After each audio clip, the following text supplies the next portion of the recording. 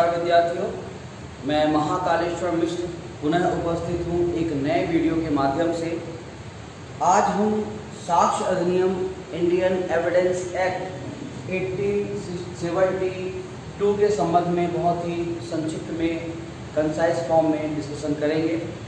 तो जैसा कि इंडियन एविडेंस एक्ट 1872 एक प्रोसीजरल लॉ है, प्रक्रियात्मक विधि है, और ध्यान रखिएगा कि इसका जो प्रभाव है, इफेक्ट है, वो भूतलक्षी यानी कि रेट्रोस्पेक्टिव इफेक्ट भी ये रखती है। पहली बात। दूसरी बात कि इंडियन एविडेंस एक्ट जो है वह है आपकी 11 चैप्टर में डिवाइडेड है, 3 भाग में बटी हुई है, 3 पार्ट में, जिसका चार्ट आप मेरे पीछे देख रहे हैं। तो 3 भागों में बटी है, जो 11 अध्याय और 167 धाराओं में डिवाइडेड है। तो ये इंट्रोडक्शन एविडेंस एक्ट का। अब जो आपकी एविडेंस एक्ट है, साक्ष्य अधिनियम है, पार्ट 1 भाग 1 में आपका अध्याय 1 और अध्याय 2, केवल 2 अध्याय पार्ट 1 में है। बेसिकली साक्ष्य अधिनियम 3 प्रमुख कह सकते हैं बातों का निर्धारण करती है कि what can you ask in the court, न्यायालय में आप क्या पूछ सकते हो, और उसके बारे में बेसिकली फर्स्ट पार्ट में बातचीत करता है, जो अध्याय 2 के सेक्शन 5 से 55 तक में बताया गया है। दूसरा भाग बताता है कि किस रीत से, how manner can you ask in the court, न्यायालय में आप किस रीत से पूछ सकते हो। तो जनरली वो मौखिक और दस्तावेजी साक्ष्य के माध्यम से, ओरल और रिटन डॉक्यूमेंट्री एविडेंस के माध्यम से आप पूछ सकते हो। तो बेसिकली इसके बारे में पार्ट 2 में बातचीत करता है।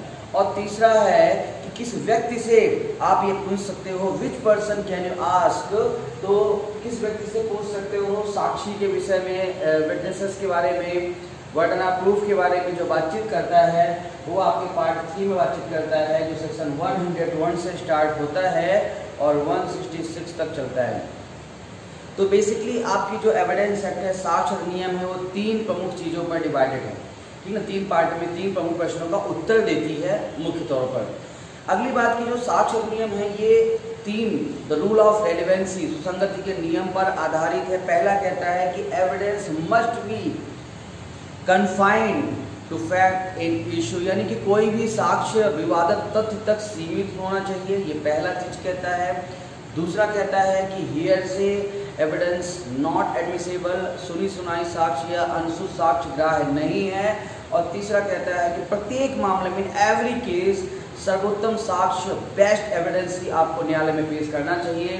तो जैसे बेसिकली साक्ष्य अधिनियम में 2 प्रकार के साक्ष्यों को डेफिनेशन क्लॉज में डिफाइन किया गया है। ओरल एविडेंस, तो ओरल एविडेंस कब बेस्ट होगा, सर्वोत्तम होगा, ये सेक्शन 60 कहता है, धारा 60 कहता है।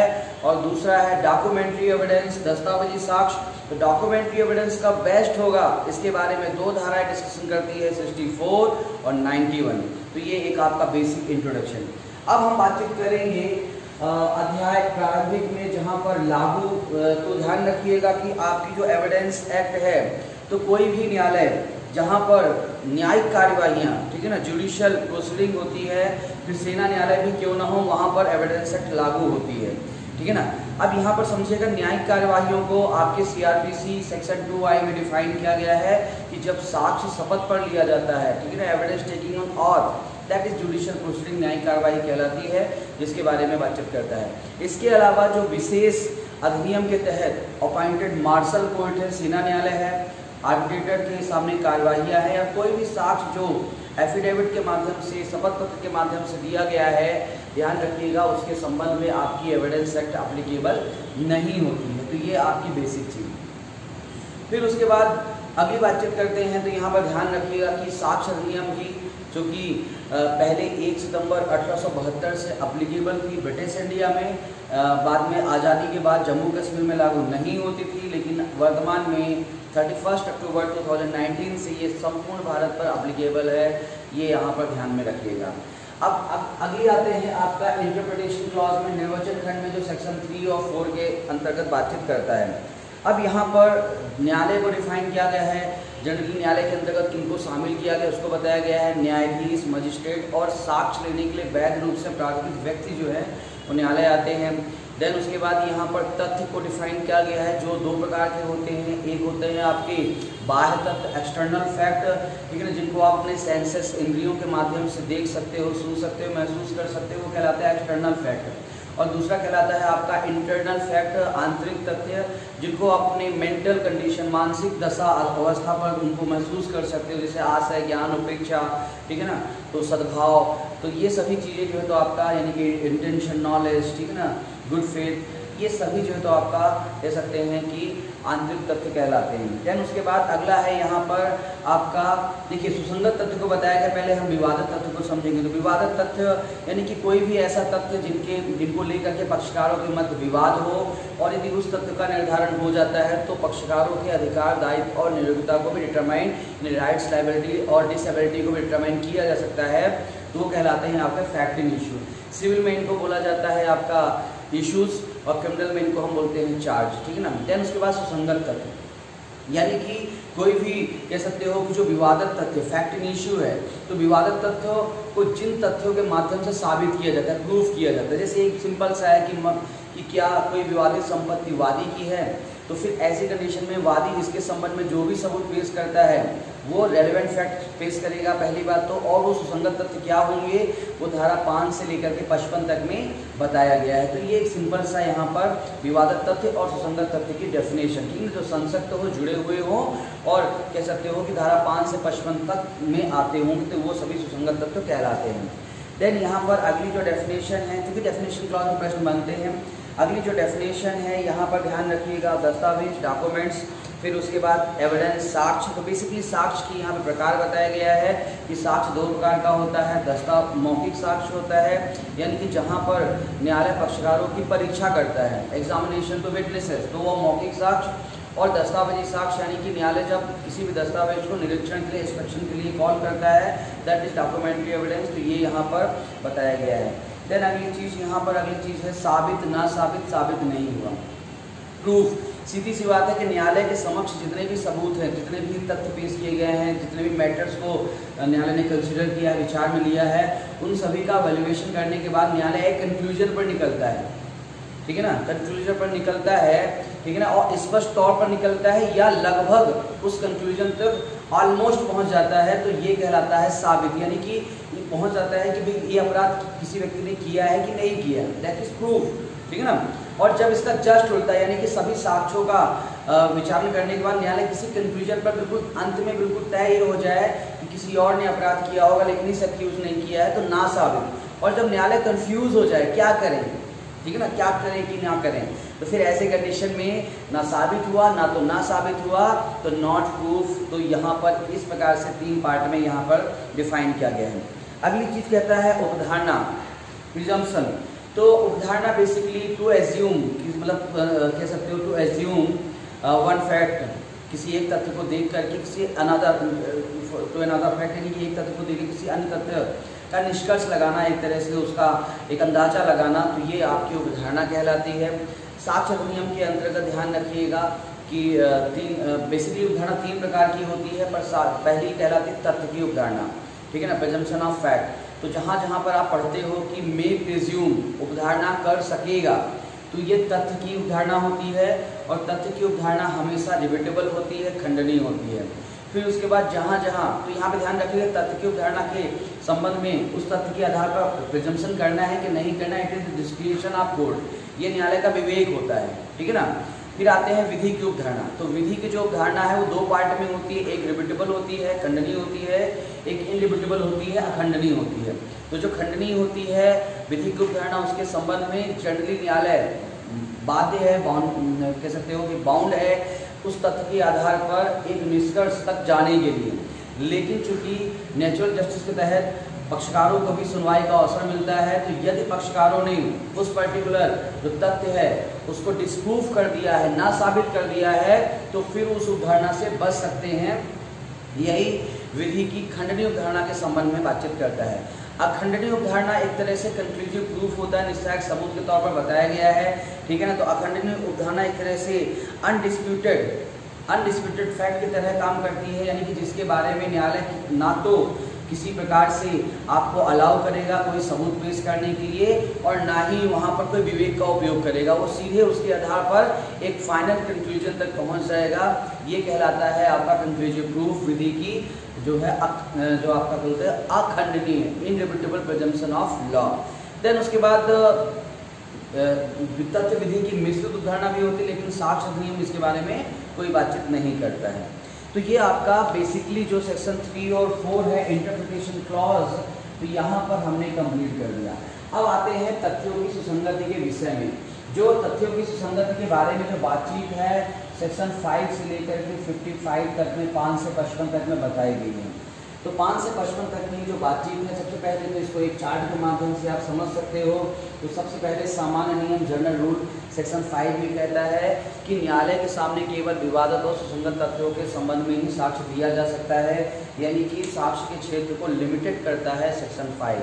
सेक्शन 6 बहुत ही महत्वपूर्ण है। अब आते हैं तथ्य।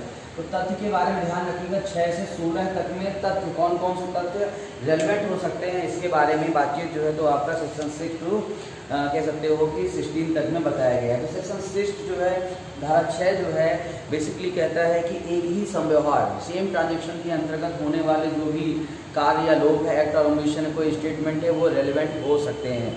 यानी कि किसी संव्यवहार के अंतर्गत आने वाला कोई भी कार्य लोग हो जो सहज हो, ठीक है ना, तो क्या कैसा हो, सहज हो, ठीक ना, स्पॉन्टेनियस हो। तो ऐसे कंडीशन में स्पॉन्टेनियस जो फैक्ट होते हैं, सहज जो तथ्य होते हैं, वो रेस गेस्टे के तौर पर रेलेवेंट हो जाते हैं सेक्शन 6 में। ध्यान रखिएगा, ये एक हेयरसे एविडेंस नॉट एडमिसिबल, ये जो अपन ने साक्ष्य का नियम पढ़ा है, इसका भी अपवाद इसको माना जाता है। धारा 6। धारा 7 में कहता है कि जब प्रसंग हेतुक परिणाम, जब प्रसंग हेतुक परिणाम, ठीक है ना, तो प्रसंग हेतु परिणाम यानी ओकेजन, कॉज और इफेक्ट के बारे में, किसी तथ्य के बारे में बातचीत करना पड़ेगा, तो धारा 7 में रेलेवेंट होते हैं।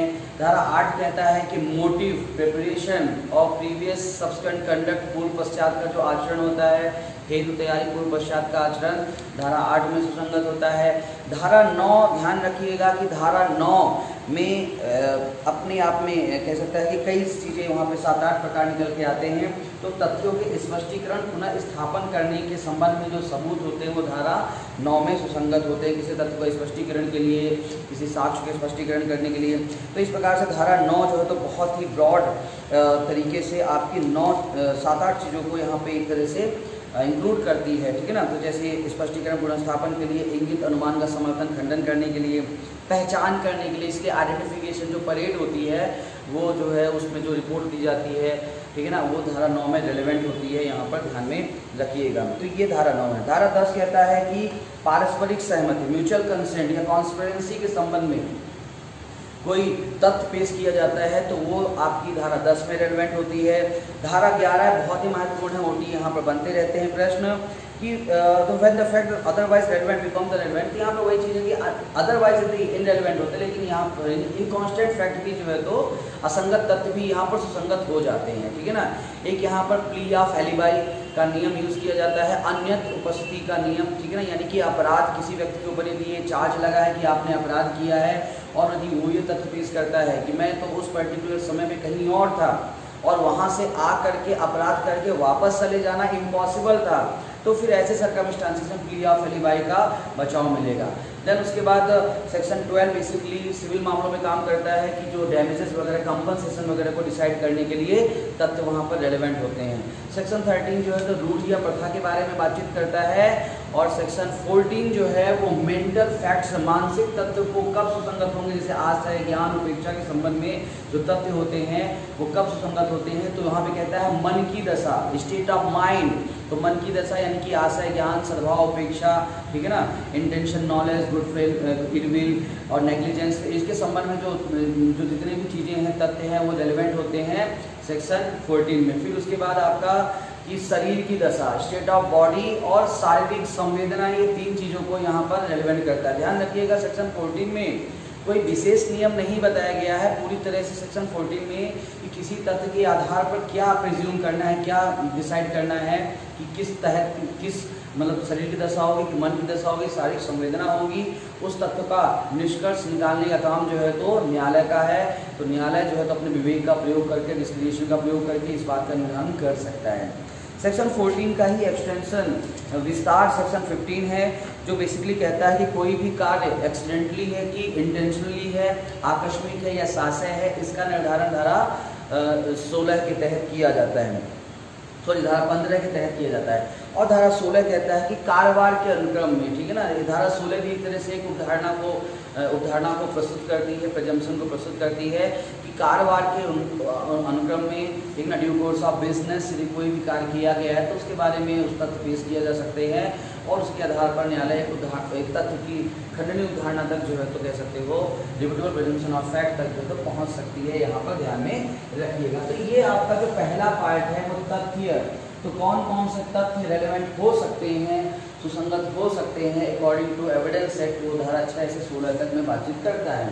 देन आप बातचीत करते हैं स्टेटमेंट, कथन। तो ध्यान रखिएगा कि कथन कहाँ कहाँ सुसंगत होते हैं, धारा 17 से 39 तक बताया गया है। तो सबसे पहले कथन स्वीकृति के तौर पर रेलेवेंट होते हैं। स्वीकृति को सेक्शन 17 में डिफाइन किया गया है, ठीक है ना। फिर उसके बाद स्वीकृति कौन करेगा, तो धारा 18 से लेकर के 20 तक में स्वीकृति करने वाले पक्षकारों को डिफाइन किया गया है। रेफी के कथन को धारा 20 में बताया गया है, यहाँ पर ध्यान रखिएगा। स्वीकृति के संबंध में अगली चीज ध्यान रखिएगा कि जनरली स्वीकृति जो है तो किसी व्यक्ति इसलिए एडमिसेबल होती है क्योंकि व्यक्ति के विरुद्ध होती है, हित के विरुद्ध होती है, against the interest of person होती है। लेकिन कब किसी व्यक्ति के पक्ष में स्वीकृति, यानी कि उसके पक्ष में स्वीकृति को एडमिसेबल किया जा सकता है, इसके बारे में सेक्शन 21 बातचीत करती है। फिर उसके बाद सेक्शन 22 कहता है कि जो दस्तावेज हैं उनकी मौखिक स्वीकृतियाँ कब रेलेवेंट होती हैं। सेक्शन 23 सिविल मामलों में ध्यान रखिएगा काम करती है केवल। तो सिविल मामलों में ये कहता है कि सिविल मामलों में यदि पक्षकार ने इस आपस में सहमति यानी म्यूचुअल कंसेंट के द्वारा किसी स्वीकृति दी है इस शर्त के साथ कि इसको in future as a evidence use नहीं किया जाएगा, तो फिर ऐसी कंडीशन में वहाँ पर यदि कोई बातचीत की जाती है तो वो न्यायालय में पेश नहीं किया जाएगा। यदि पेश किया जाता है तो इनरेलेवेंट होता है। बेसिकली पक्षकारों के बीच में कंप्रोमाइज़ वगैरह हो सके, इसलिए सेक्शन 23 बचाव देता है। फिर उसके बाद सेक्शन, अब देखिए यहाँ पर स्वीकृति के बारे में 17 से 23 और 31 महत्वपूर्ण है, जो कहता है कि स्वीकृति जो है वो एज ए स्टॉपर अप्लीकेबल होती है, विरोध के तौर पर लागू की जा सकती है, लेकिन कंक्लूसिव प्रूफ के तौर पर लागू नहीं की जा सकती है। यहाँ पर आप ध्यान में रखिएगा। अब बात करते हैं हम संस्वीकृति की, यानी कि कन्फेशन। तो देखिए संस्वीकृति कहाँ कहाँ रेलेवेंट हो सकती है, ये 24 से लेकर के 30 तक में बताया गया है। तो पहली बात कि कहाँ पर संस्वीकृति जो है विसंगत है, इनरेलेवेंट है, तो सेक्शन 24 कहता है कि यदि 24 के सर्कमस्टांसेस में यदि कोई संस्कृति ली गई, यानी कि किसी को उत्प्रेरणा धमकी वचन दिया गया है और उसके बाद संस्कृति ली गई है तो इनरेलेवेंट है, ये 24 कहता है। 25 कहता है कि पुलिस ऑफिसर से की गई जो कन्फेशन है, संस्वीकृति है, वो इनरेलेवेंट होता है। तो दो धाराएं हैं जहां पर संस्वीकृति इनरेलेवेंट होता है। इसके अलावा 26 कहता है, अब कहां पर रेलेवेंट होता है, तो 26 कहता है कि मजिस्ट्रेट की कह सकते हो कि साक्षात उपस्थिति में अपीयरेंस में की गई है तो वो सुसंगत होती है। और सेक्शन 28 कहता है, 26 के बाद 28 कहता है, जहाँ पर ये कहता है कि उत्प्रेरणा धमकी वचन का जो प्रभाव है, ठीक है ना, इंड्यूसमेंट, थ्रेट और कह सकते हो प्रॉमिस का जो इफेक्ट है, यदि वो दूर हो जाता है तो फिर वहाँ पर संस्कृति रेलेवेंट हो जाती है। फिर इसके बाद सेक्शन 27 की बातचीत करते हैं। सेक्शन 27 बेसिकली कहता है कि कोई भी एक्यूज यदि पुलिस कस्टडी में है तो उससे जो तथ्य से संबंधित जो जानकारी इन्फॉर्मेशन प्राप्त हुई है वो रेलेवेंट हो सकती है, ये कहता है सेक्शन 27। देन उसके बाद 29 की बातचीत करते हैं। तो 29 बेसिकली एक्स्ट्रा जुडिशियल कन्फेशन के बारे में बातचीत करता है कि यदि जो एक्स्ट्रा जुडिशियल कन्फेशन है उनको किन सर्कमस्टांसेस में लिया गया है तो वो रेलेवेंट हो सकता है। उदाहरण के लिए जैसे किसी को चेतावनी दिए बिना जो है तो कन्फेशन लिया गया है तो सुसंगत हो सकता है। प्रश्न कुछ और पूछा गया है, उत्तर कोई और दे रहा है, कोई कन्फेशन किया गया है तो सुसंगत हो सकता है, ठीक है ना। इसके बाद जो है तो किसी को नशे की हालत में है वो कन्फ्यूजन कर रहा है तो सुसंगत हो सकता है। तो इस प्रकार से आपके वहाँ पर 5 प्रकार की कन्फ्यूजन जो है तो रेलेवेंट होती है। सेक्शन 30 भी महत्वपूर्ण है, यहाँ पर ध्यान रखिएगा कि जो को एक्यूज सह अभियुक्त बेसिकली जिनका विचारण ट्रायल एक साथ किया जाता है, तो एक सह अभियुक्त जब कन्फ्यूज करता है तो वो दूसरे सह अभियुक्त के विरुद्ध रेलेवेंट हो जाती है। ये एक सामान्य नियम का तरह से अपवाद है, क्योंकि सामान्य नियम ध्यान रखिएगा कोई भी कन्फ्यूजन किसी व्यक्ति के विरुद्ध ही रेलेवेंट होती है, सामान्य नियम है, ठीक है ना। लेकिन सामान्य नियम का एक तरह से अपवाद प्रस्तुत करती है सेक्शन 30। तो इस प्रकार से ये आपका संस्वीकृति। आप देखते हैं स्टेटमेंट बाय पर्टिकुलर पर्सन, विशिष्ट व्यक्तियों द्वारा कथन। अब बेसिकली कुछ व्यक्ति ऐसे होते हैं जो बाद में मतलब मिल नहीं सकते हैं, मर गए हैं या न्यायालय की आदेशिका से पहुंच के बाहर हो गए हैं, तो उन्होंने कोई भी स्टेटमेंट दिया हुआ है, ठीक है ना, मरने के पहले, तो फिर ऐसे मरने के पहले या आदेश का कि बाहर पहुंच जाने के पहले, तो जनरली वो स्टेटमेंट जो है तो धारा 32 में जो है तो आपका रेलिवेंट हो जाता है। 32 में सबसे प्रमुख जो चीज़ है जो ज़्यादातर यहाँ पर पूछा जाता है 32 क्लॉज 1 में डाइन रेगुलेशन मृत्यकालिक कथन जो है यहाँ पर रेलिवेंट हो जाता है। और पकाला नारायण स्वामी वर्सेस एम्परर का केस बहुत फेमस इसके साथ पढ़ा जाता है, जिसमें ये साफ साफ कहा गया था कि मृत्यकालिक कथन करने वाले व्यक्ति की मृत्यु की आशंका होना भी आवश्यक नहीं है। यदि उसकी आशंका भी नहीं है मृत्यु की, ठीक है ना, उसके बावजूद भी कोई कथन ऐसा है जो एक अंदाज़ा दे रहा है कि इस कथन यानी जो कह रहा है पकालान स्वामी केस में कि मैं जा रहा हूँ वसूली करने, पैसा सामने वाला व्यक्ति मुझे दे रहा है, और वो वहाँ पे गया, बाद में उसकी जो लाश एक संदूक में मिलती है, तो यहाँ पर वो जो स्टेटमेंट था अपनी पत्नी को बता के जो गया था वो डाइन रेगुलेशन के तौर पर रेलेवेंट हो जाए, जो पत्र वहाँ पर आया था वो डाइन रेगुलेशन के तौर पर रेलेवेंट हो जाएगा। ये सभी बातें यहाँ पर कहती हैं। देन सेक्शन 33 भी जो, अब इसके बाद 7-8 बातें और जनरली वहाँ पर ज़्यादा बातचीत नहीं करता है, तो आप ये देख सकते हैं। देन 33 कहता है कि यदि कोई भी प्रीवियस किसी भी जो प्रोसीडिंग में, न्यायिक कार्रवाई में, जुडिशियल प्रोसीडिंग में किसी व्यक्ति ने कोई साक्ष्य दिया है और बाद में मिल नहीं सकता है, मर गया है, आदेश के पहुँच के बाहर हो गया है, तो उसका साक्ष्य सब्सिक्वेंट प्रोसीडिंग में पश्चातवर्ती कार्रवाई में भी सुसंगत हो जाएगा। लेकिन यहाँ पर कुछ चीज़ें कहता है कि जब उस साक्षी की मुख्य परीक्षा हुई हो, चीफ एग्जामिनेशन हुई हो और अपॉर्चुनिटी टू क्रॉस का अवसर दिया गया हो तब। देन उसके बाद अगली चीज़ यहाँ पर कि पक्षकारों के बीच में यानी सेम पक्षकार के बीच विवाद हो, सेम फैक्ट इशू हो, तो ऐसी कंडीशन में सेक्शन 33 जो है तो अप्लीकेबल हो जाती है। तो ये विशिष्ट व्यक्तियों में कथन है। अब आते हैं विशिष्ट व्यक्तियों में कथन। तो सेक्शन 34 बेसिकली किसी भी प्राइवेट किसी भी प्राइवेट दस्तावेज बुक वगैरह में कोई एंट्री यदि की गई है तो केवल अपने आप में वो रेलेवेंट नहीं हो जाएगी, उसके सपोर्ट में कुछ और आपको पेश करना पड़ेगा।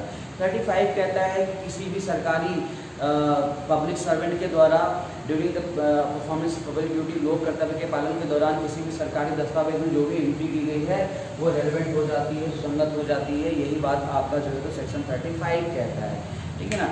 फिर उसके बाद बाकी धारा एक दिक्कत वाली बात करेंगे। जजमेंट निर्णय कब रेलेवेंट होते हैं, तो जजमेंट रेलेवेंट होते हैं धारा 40 से 44 तक में कहता है। ध्यान रखिएगा सेक्शन 43 में सामान्य नियम बोला गया है कि जनरली जो है तो धारा 40, 41, 42 और 43 का सेकंड पार्ट को छोड़ दिया जाए तो जो जजमेंट है इनरेलेवेंट होते हैं, विसंगत होते हैं। सामान्य नियम ये है। लेकिन धारा 40 में सुसंगत हो जाता है एज ए रेस जुडिकेटा, ठीक है ना। तो रेस जुडिकेटा के तौर पर CPC धारा 11 या CRPC सेक्शन 301 के तहत जो है तो रेलेवेंट हो जाता है। धारा 41 से 41 में 4 प्रकार के जो जजमेंट होते हैं वो जजमेंट इन रेम यानी कि सरबंदी निर्णय के तौर पर रेलेवेंट हो जाते हैं। वो 4 प्रकार के निर्णय हैं, प्रोबोट, मैट्रोमोनियल, इंसॉल्वेंसी एंड एडमिरल्टी से रिलेटेड जो जजमेंट होते हैं। हिंदी में देखो तो प्रोबोट संबंधी, विवाह संबंधी, दिवालिया संबंधी और नवाधिकरण संबंधी निर्णय वहाँ पर रेलेवेंट होते हैं। देन उसके बाद हम 42 की बातचीत करते हैं। तो 42 में यदि कोई भी जजमेंट ऐसा है जो पब्लिक नेचर का है, प्राकृतिक कह सकते हो कि लोक प्रकृति का है, तो वो रेलेवेंट हो जाता है, ये कहता है 42। और 43 कहता है कि यदि जजमेंट कोई भी हेतु, मोटिव वगैरह, हेतु, कंडक्ट वगैरह को डिफाइन करता है यानी किसी अन्य धारा में वो जजमेंट जो है तो रेलेवेंट होता है तो वहाँ पर हो सकता है ये।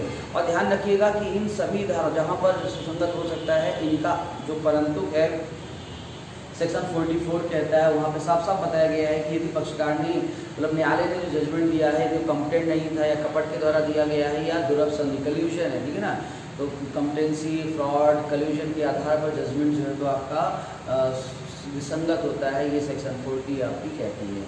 देन इसके बाद आते हैं ओपिनियन, यानी कि ओपिनियन में रेलेवेंट राय का सुसंगत है, यानी कि थर्ड पर्सन की जो ओपिनियन होती है कब रेलेवेंट होती है।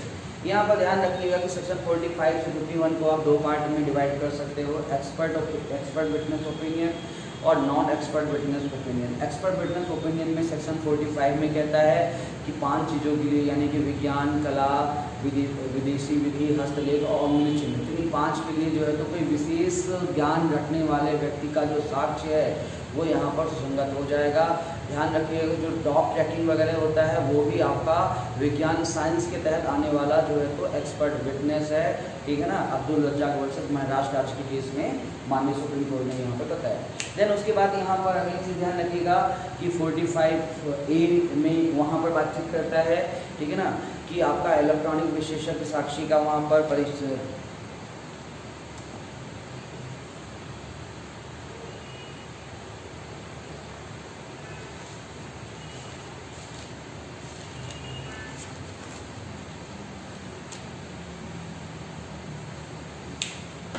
फिर अगली चीज़ कहता है कि इलेक्ट्रॉनिक विशेषज्ञ परीक्षक की जो राय होती है 45A, जिसको सेक्शन 79A IT एक्ट में डिफाइन किया गया, उसका साक्ष्य रेलेवेंट होता है। 46 में कहता है कि राय के जो विशेषज्ञ की राय संबंधित तथ्य रेलेवेंट होते हैं और राय के जो आधार है 51 में वो रेलेवेंट होते हैं, यहाँ पर ध्यान रखिएगा।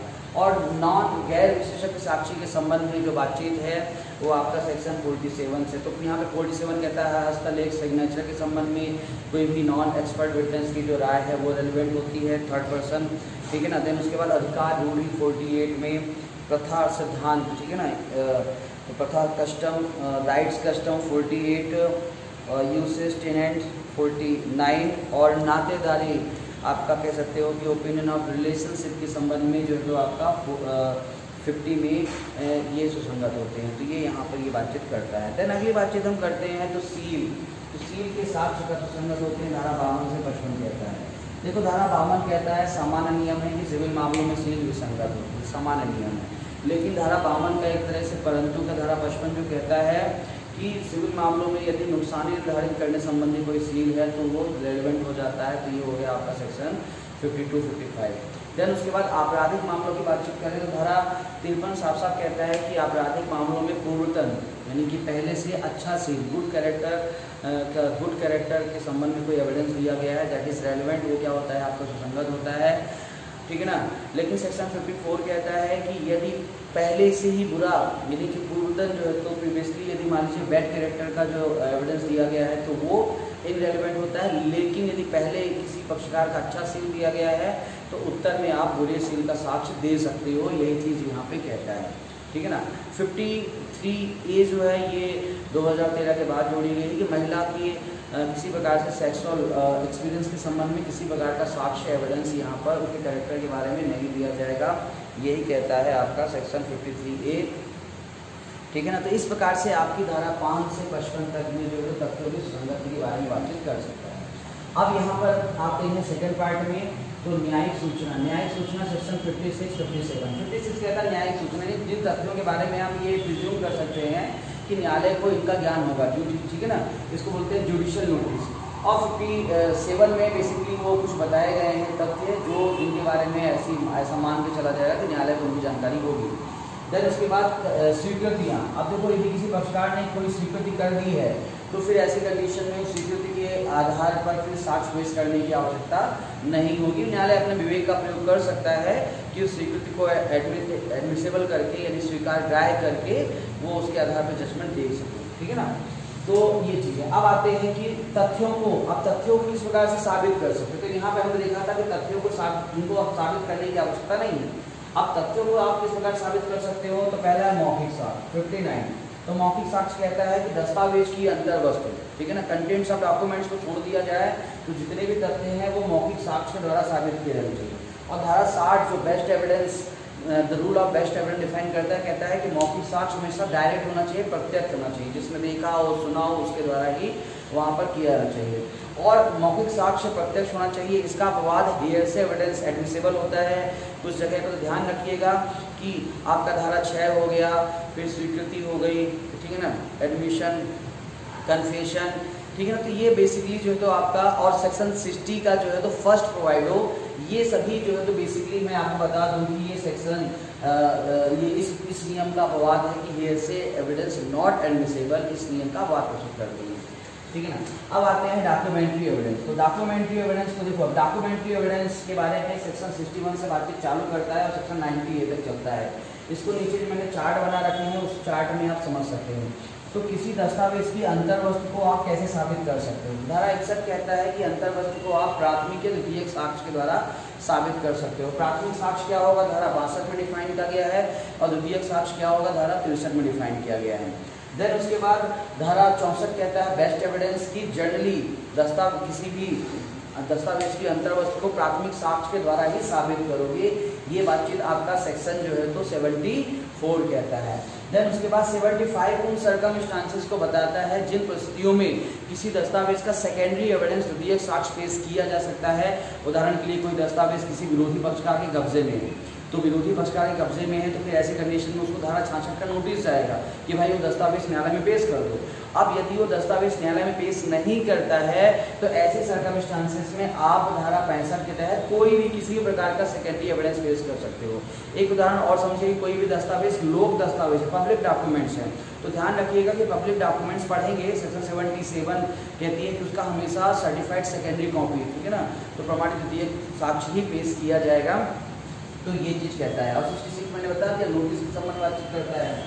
देन कोई दस्तावेज असली है, जेन्युइन है कि नहीं है, तो असली साबित करने के लिए किसी दस्तावेज में हस्ताक्षर और वो है पक्षकार के हैंडराइटिंग में ही लिखा गया है, तो हस्ताक्षर और हैंडराइटिंग को इन धाराओं के माध्यम से साबित किया जाता है। 67, 73 और ये 67 या 67, 73A जो है बेसिकली इलेक्ट्रॉनिक जो डॉक्यूमेंट्स है उसके बारे में बातचीत करता है। फिर आते हैं दस्तावेज का निष्पादन, एग्जीक्यूशन, तो कोई दस्तावेज प्रॉपर्ली एग्जीक्यूटेड है कि नहीं। अब देखिए निष्पादन क्या होता है, बेसिकली देखो किसी दस्तावेज में नीचे पक्षकार साइन करता है, साइन करने का मतलब ये है कि उसके कंटेंट्स को क्या कर रहा है, वो स्वीकार कर रहा है। तो admission of contents to any documents that is execution, तो किसी दस्तावेज के कह सकते हो अंतर्वस्तु को स्वीकार करना ही आपका एग्जीक्यूशन निष्पादन कहलाता है। अब निष्पादन जब किया जाता है तो वहाँ पर अटेस्टिंग विटनेस, अनुप्रमाण साक्षी जो है तो ऐसे निष्पादन करते हुए देखता है। और बाद में मान लीजिए कि उस दस्तावेज को आप न्यायालय में पेश करते हो, ठीक है ना, कि साहब ये इस तरह से निष्पादित, तो आपको एटलीस्ट 1 अटेस्टिंग विटनेस को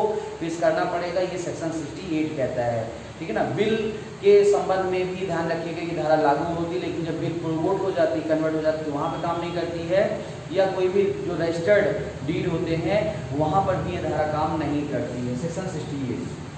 और इसी के संबंध में धाराएं 72 तक बताई गई हैं, तो ये आप यहाँ पर देख लीजिए। देन उसके बाद आते हैं तो लोक और प्राइवेट दस्तावेज।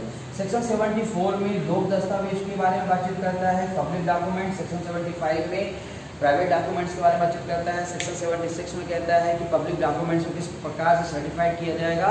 और सेक्शन 77 जो है, मैं आपको बता दूं कि सेक्शन 64 जो कहता है कि हर मामले में केवल प्राइमरी एविडेंस, प्राथमिक साक्ष्य पेश करना चाहिए, उसका एक तरह से प्रोवाइड और परंतु प्रस्तुत करता है कि लोक दस्तावेज की हमेशा सर्टिफाइड सेकेंडरी कॉपी ही पेश की जाएगी। तो इस प्रकार से आपकी सेक्शन 77 बातचीत करता है। देन आते हैं दस्तावेज के संबंध में उपधारणा, प्रजम्पशन। तो यहाँ पर ध्यान रखिएगा कि विधि की खंडनीय उपधारणा भी की जाती है और तथ्य की खंडनीय उपधारणा। तो यहाँ पे 79 की कोई भी प्रमाणित दस्तावेज है उसके असली होने की उपधारणा 79 में की जाएगी। धारा 80, जैसे कोई ऐसा अथॉरिटी है, न्यायाधीश है, मजिस्ट्रेट है, जिसको साक्ष्य को रिकॉर्ड में लेने के लिए, उसका साक्ष्य को लिखने के लिए ऑथराइज किया गया है, प्राधिकृत किया गया है, उसके द्वारा लिए गए साक्ष्य को असली माना जाएगा। जैसे CRPC में धारा 164 के तहत जो मजिस्ट्रेट है वो कन्फेशन या स्टेटमेंट लेता है वो असली माना जाएगा, धारा 80 में कहता है, ठीक है ना। धारा 81 कहता है कि जो सरकारी राजपत्र में जो भी सूचनाएं अधिसूचना निकाली जाती है उसको असली माना जाएगा, ये धारा 81 कहता है। धारा 83 कहता है कि सरकार के द्वारा जो मैप वगैरह बनाए जाते हैं, चार्ट बनाए जाते हैं, वो असली माने जाएंगे, न्यायालय उपधारणा करेगा, ठीक है ना। तो ये था। इसके बाद यहाँ पर अगली जो धाराएं काम की है, धारा 85 जो कहता है मुख्तियारनामा, पावर ऑफ अटॉर्नी के बारे में जो उपधारणा है, ठीक है ना।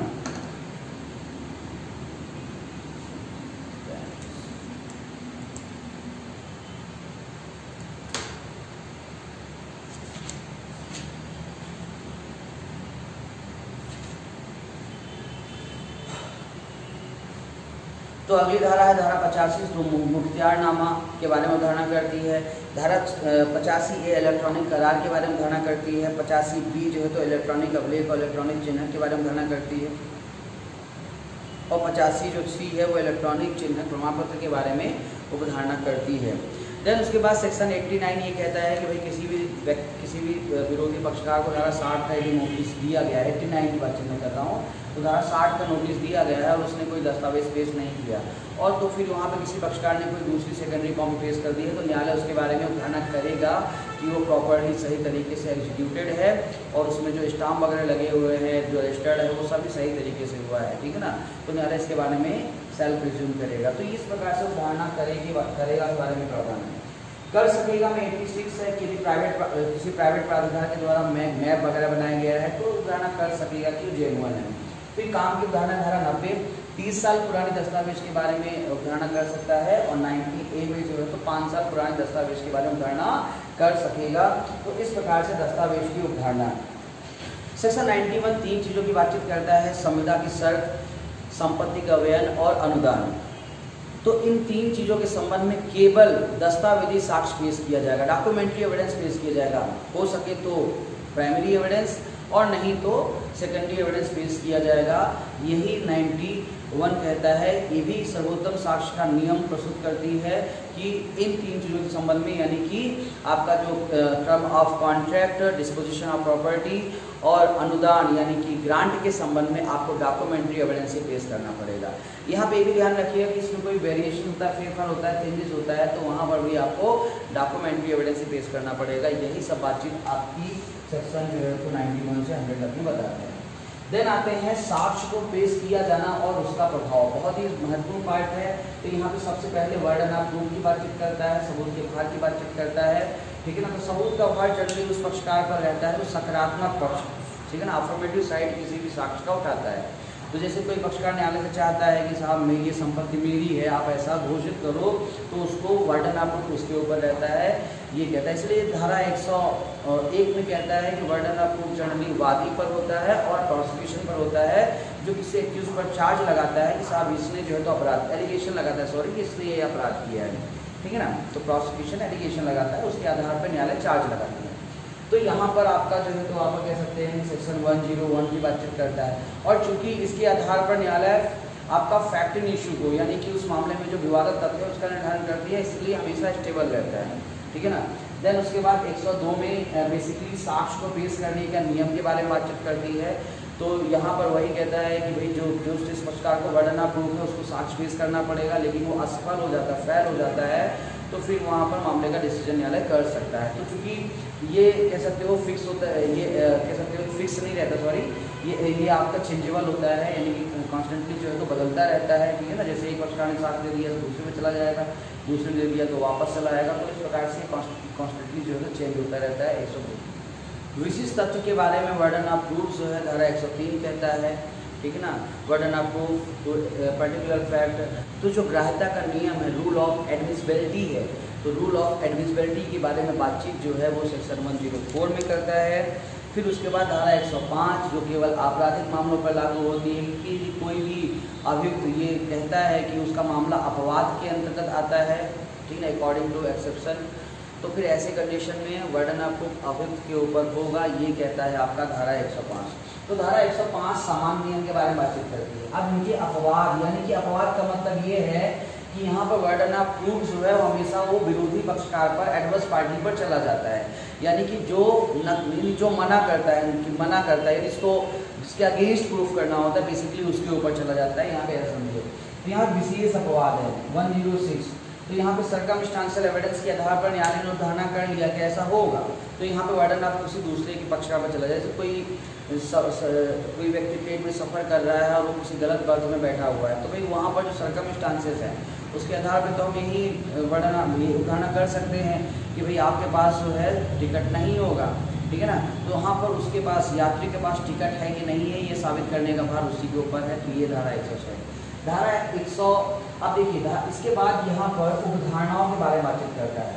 तो विधि की खंडनीय उपधारणाएं, रिवर्टिबल प्रिजम्पशन ऑफ लॉ, धारा 107 से लेकर के 20 करके 114। तो 107 कहता है कि किसी भी व्यक्ति को 30 वर्ष से यदि देखा जा रहा है तो उसके उत्तर जीविका के बारे में, ठीक है ना, यानी प्रिजम्पशन ऑफ सर्वाइवरशिप, उत्तर जीविका के बारे में धारणा की जाएगी, ठीक है ना। और जो कहता है कि वो मर गया है तो वर्डन ऑफ प्रूफ उस व्यक्ति पर होगा।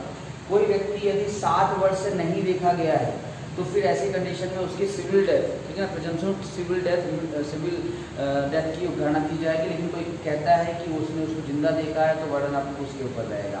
पक्षकारों के बीच में व्यक्तिगत पर्टिकुलर संबंध है, उसके बारे में धारा 109 कहता है, ठीक है ना। कब्जा स्वामित्व का प्रथम दृष्टिया सबूत होता है। Possession the prima facie affect the ownership, ये कहता है धारा 110 में। फिर उसके बाद काम की जो बातचीत है धारा 111 है कि सक्रिय विश्वास एक्टिव कॉन्फिडेंस के बारे में अवधारणा किया जा सकता है धारा 111 में। और विधि की खंडीय अवधारणा आपको बताई गई है 113B में, जहाँ पर दहेज नृत्य के बारे में अवधारणा, कोई भी महिला को 7 वर्ष के अंदर, यदि विवाह के 7 वर्ष के अंदर पति और उसके रिश्तेदार ने क्रूरता की हो दहेज की मांग को लेकर के और उसको प्राकृतिक उसकी अननेचुरल उसकी डेथ हो गई हो, तो ऐसे कंडीशन में दहेज नृत्य के बारे में धारणा की जाएगी धारा 113B के तहत। ठीक है। फिर उसके बाद धारा 114A यानी कि किसी भी रेप के मामले में जो विक्टिम है उसकी कंसेंट नहीं थी, सहमत नहीं होने की उपधारणा जो है तो यहाँ पर की जाएगी विधि की खंडीय उपधारणा धारा 114A में। और अखंडनीय उपधारणा इंडिविजुअल प्रिजम्पशन केवल 112 में कहता है कि यदि, यानी कि ये बोलता है आपका प्रिजम्पशन ऑफ लेजिमेसी, तो यहाँ पे ये चीज़ कहता है कि कोई किसी का धर्म संतान है कि नहीं, यदि वैध विवाह के दौरान यानी कि जो वैलिड मैरिज है उसके दौरान यदि किसी की जन्म हुआ है तो वो धर्म संतान माना जाएगा, या विवाह विच्छेद के 280 दिन के भीतर जन्म हुआ है तो धर्म संतान माना जाएगा। तो यहाँ और साथ ही परस्पर पहुँच म्यूचुअल एक्सेस भी जो तो प्रूव करना पड़ेगा, यहाँ पे ध्यान रखिएगा। तो ये एक तरह से विधि की आपका अखंडनीय उपधारणा यहाँ पे कहता है। ठीक है ना। फिर तथ्य की उपधारणा की बातचीत करते हैं। 113 जो ए है वो कह सकते हो कि आत्महत्या के लिए दुष्प्रेरण करने के संबंध में उपधारणा कर सकेगा कि यहाँ पर ऐसा किया गया था। और 114A में बेसिकली मानवीय जो आचरण होते हैं, ह्यूमन कंडक्ट होते हैं, प्रकृति के मामूली अनुक्रम में जो कार्य किए जाते हैं और जो प्राकृतिक घटनाएं होते हैं, नेचुरल जो इवेंट होते हैं, उनके आधार पर उपधारणाएं की जाती हैं। तो यहाँ पर ध्यान रखिएगा कि तथ्य की खंडनीय उपधारणा है। एक सिंपल सा उदाहरण है, जैसे मान लो कि चोरी के तुरंत बाद चुराई हुई संपत्ति स्टोलन प्रॉपर्टी किसी व्यक्ति के कब्जे में मिलती है, तो इसके 114 की उपधारणा की जा सकती है कि भाई उसने जो है उस संपत्ति को चोरी की होगी। ठीक है ना। तो ये अपने बाद में उसका खंडन किस प्रकार से हो सकता है वो भी वहाँ पे बताया गया है। देन इस तरह से आपके उपधारणा है। अगली बात करते हैं आपका स्टॉपर विबंध का नियम धारा 115 से 117 में बताया गया है। विबंध केवल सिविल मामलों में लागू होने वाला नियम है। तथ्य एवं विधि का मिश्रित प्रश्न mix question of fact and law माना जाता है।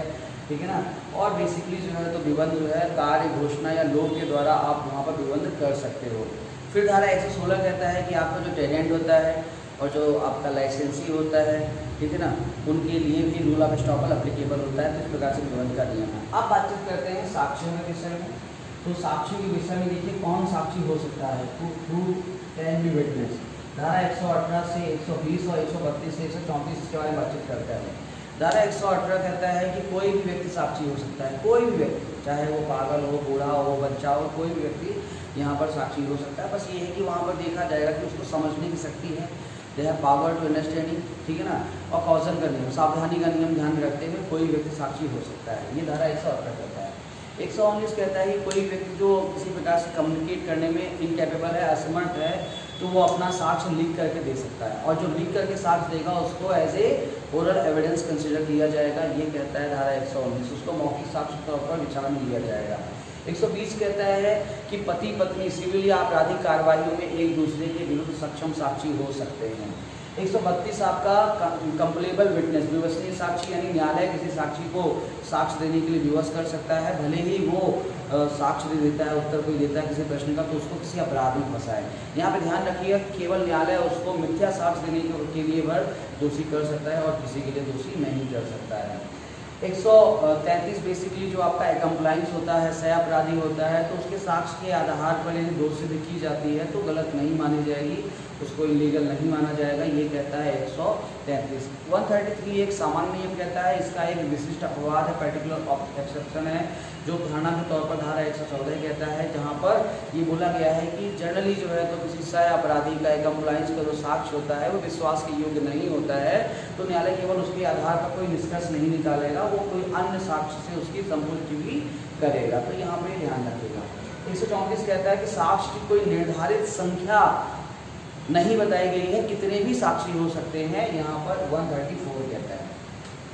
अब कौन साक्षी नहीं हो सकता है, वो कैन नॉट बी विटनेस, तो यहाँ पर 121 में कहता है न्यायाधीश या मजिस्ट्रेट साक्षी नहीं हो सकते हैं।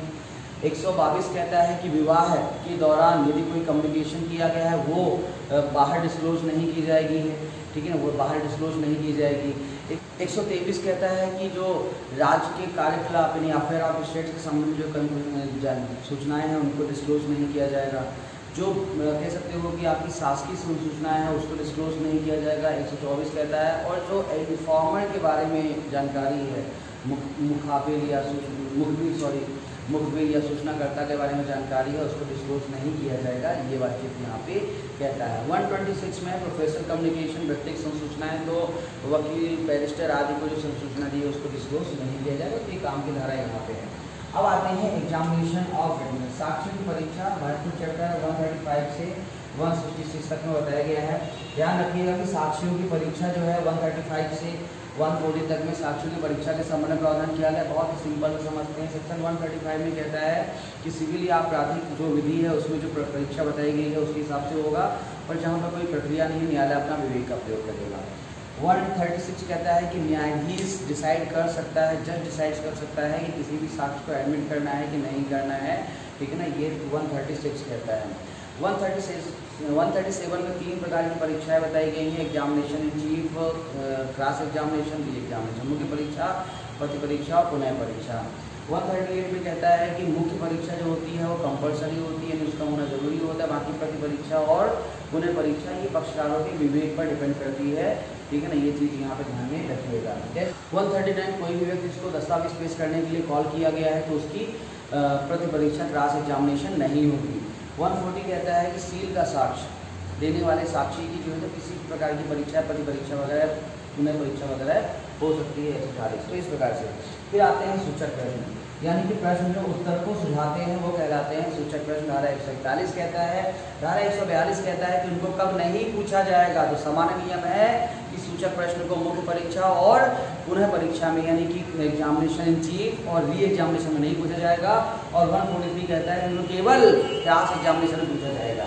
फिर उसके बाद लेखबद्ध कथन सुसंगत होते हैं, धारा 144 145 के तहत, ठीक है ना। फिर प्रति परीक्षा में विधिपूर्ण प्रश्न, lawful question in cross examination, तो धारा 148 150 बेसिकली यही कहता है कि जो विधिपूर्ण प्रश्न होते हैं वो कैसे होने चाहिए, वो आपके रीजनेबल होने चाहिए, युक्त होने चाहिए। धारा 151 और 152 में कहता है कि किसी को परेशान करने वाले, शुद्ध करने वाले या उसको किसी भी कलंकात्मक, स्कैंडलस या कोई लांछन लगाने वाले प्रश्न प्रश्न जो है तो नहीं पूछे जाएंगे। अगला है 153 कहता है कि टेस्टिंग वेरिसिटी, विश्वसनीयता को परखने वाले प्रश्न पूछे जा सकते हैं। और 155 कहता है कि किसी साक्षी पर कुछ भी दोषारों पर लांछन, इम्पुटेशन लगाया जा सकता है ताकि उससे सच्चाई का पता लगाया जा सके। तो इस प्रकार से साक्षी की परीक्षा के दौरान प्रति परीक्षा में विधिपूर्ण पूछे जा सकते हैं। होस्टाइल विटनेस, पक्षद्रोही साक्षी, 154 कहता है कि जब कोई भी साक्षी पक्षद्रोही हो जाता है तो उसको बुलाने वाला जो पक्षकार है, कॉल करने वाला जो पक्षकार है, न्यायालय की अनुज्ञा से वहाँ पर उसकी परीक्षा कर सकता है। साक्ष्य की संपुष्टि, तो यहाँ पे कोरोबेटिव एविडेंस के संबंध में बातचीत 157 कहता है। संपोषक साक्ष्य जो है तो धारा 157 एक धारा यहाँ पे काम की है। इसको ताज़ा करना, रिफ्रेशिंग मेमोरी, 159 में कहता है कि कोई भी साक्षी अपने ही द्वारा बनाया गया या किसी अन्य व्यक्ति द्वारा बनाया गया लेकिन जिसको उसने पढ़ा हो, ओरिजिनल मूल दस्तावेज को देख करके स्मृति ताज़ा कर सकता है, ठीक है ना। और 161 में कहता है कि यदि स्मृति ताज़ा की जाती है तो फिर वहाँ पर जो प्रतिपक्षी है उसका 2 अधिकार रहता है, उस दस्तावेज को देख सकता है, उसके संबंध में क्रॉस एग्जामिनेशन कर सकता है। दस्तावेज संबंधी साक्ष्य में कोई भी दस्तावेज पेश करना है कि नहीं करना है ये न्यायालय डिसाइड करेगा। आप न्यायालय में पेश कर दो, न्यायालय डिसाइड करता है कोई दस्तावेजी साक्ष्य एडमिसिबल है कि नहीं है, न्यायालय डिसाइड करेगा, ये कहता है। और यहाँ पर यदि किसी व्यक्ति को नोटिस मिल गई, सूचना मिल गई है और उसके बावजूद भी दस्तावेज नहीं पेश किया गया है तो बाद में वो कह सकते हो विरोधी पक्षकार की सहमत से और न्यायालय की अनुज्ञा से ही, ठीक है ना, कोई दस्तावेज को न्यायालय में पेश करेगा, ये कहता है 164। और लास्ट में कहता है कि साक्ष्य को अनुचित तरीके से इम्प्रॉपर वे में यदि ग्रहण किया गया है उसके बावजूद भी वह साक्ष्य जो है तो एडमिसिबल होगा, ग्राह्य होगा। तो इस प्रकार से आपकी साक्ष्य अधिनियम एविडेंस एक्ट में यहाँ पे कंप्लीट करता हूँ। बहुत ही संक्षिप्त में मैंने साक्ष्य अधिनियम के बारे में आपसे बात करने का प्रयास किया है। उम्मीद करता हूँ कि आपको मेरा ये वीडियो पसंद आएगा। कोई कमी हो तो आप मुझे कमेंट्स में बता सकते हैं। लाइक करें, कमेंट्स करें। मिलते हैं नेक्स्ट वीडियो में। नमस्कार।